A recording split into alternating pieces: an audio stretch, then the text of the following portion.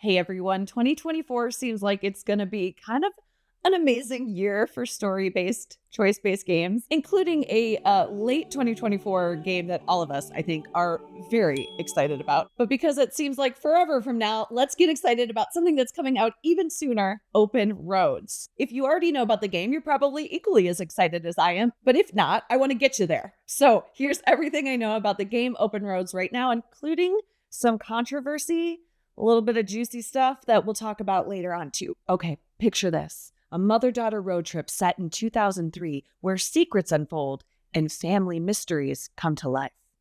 You had me at road trip.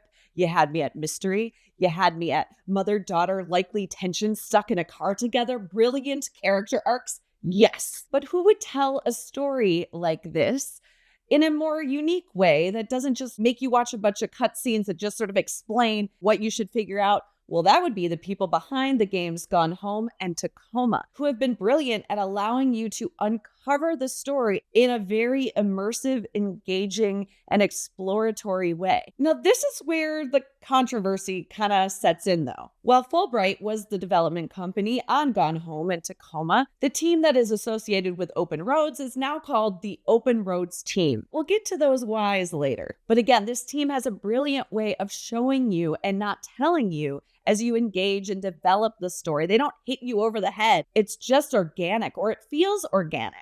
In addition to the development team, they are partnering with publisher Annapurna Interactive, who are behind Stray, Cocoon, 12 Minutes, and games we've played here too, like The Artful Escape and What Remains of Edith Finch, amongst many more. When it was time to think about casting, Annapurna asked the Open Roads team kind of like, what you have in mind for, these characters? Their answer was Keri Russell from The Americans, or my favorite, Felicity, and Kaitlyn Dever from things like Booksmart and Unbelievable. And they both said yes. We'll get to the character details in just a minute, but Kaitlyn Dever plays the daughter and Keri Russell plays the mother.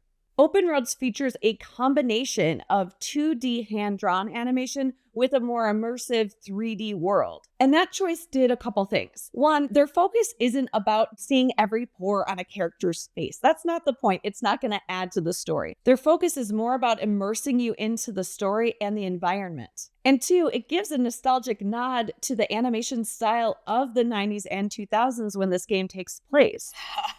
What do you think?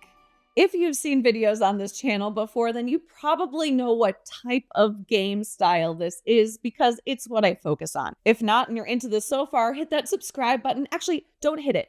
Gently touch it. We don't need to hit anything.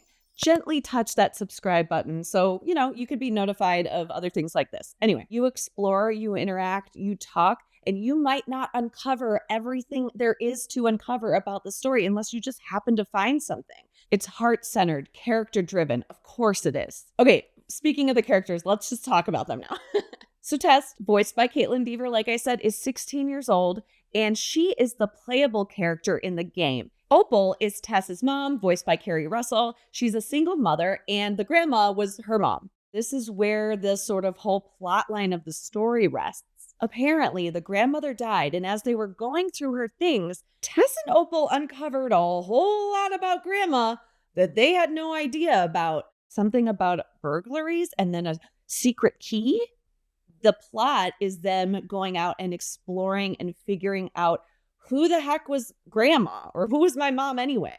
And just like Gone Home and Tacoma, yes, of course, you get to go deeper into exploring the characters as you play. You're not just hit with who these people are. You have to figure stuff out, not just about Grandma, but your mom and yourself probably. Now, how do you discover those family secrets? Well, let's go right into the gameplay.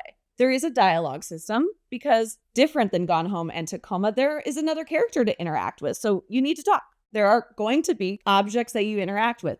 You can look at them, explore them, the story gets uncovered, all of that. Saying that the dialogue and the object interactions are key to the story that you uncover. What's really cool is the dialogue system allows you to explore how much you want to ask your mom maybe about a certain object that might upset her or create more tension. I know you're upset. We both are.